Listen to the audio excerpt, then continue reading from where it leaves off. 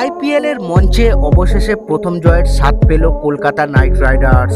আর এই একটাই জয় বদলে দিয়েছে পুরো সমীকরণ। কিন্তু এখন প্রশ্ন একটাই, এই অবস্থান থেকে কিভাবে প্লে অফে পৌঁছাতে পারবে কলকাতা নাইট রাইডার্স? পয়েন্ট টেবিলের জটিল অঙ্ক, বাকি ম্যাচগুলোর গুরুত্ব, আর কোন কোন দলকে হারাতে পারলে খুলে যাবে দরজা, সবকিছু নিয়েই আজকের এই বিশেষ বিশ্লেষণ।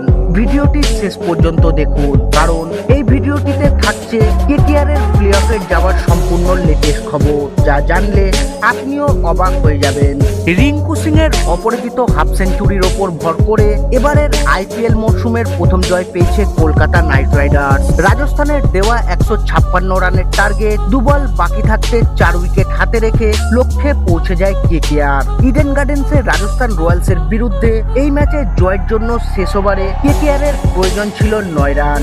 ব্রিজেশ শর্মার করা সেই ওভারের প্রথম 2 বলে টানা 2টি 4 মেরে রিঙ্কুর স্কোর সমান করে দেন। এরপর চতুর্থ বলে ম্যাচের দ্বিতীয় ছক্কাটি মেরে নিজের অর্ধশতরান পূরণ করার পাশাপাশি আজিঙ্কে রাহানের দলের জয় নিশ্চিত করেন রিঙ্কু সিং। রাজস্থান রয়্যালসের বিরুদ্ধে এই জয় কেকেআর কে এমআইকে টপকে আইপিএল 2026-এর পয়েন্ট টেবিলে 9ম স্থানে উঠে আসতে সাহায্য করেছে।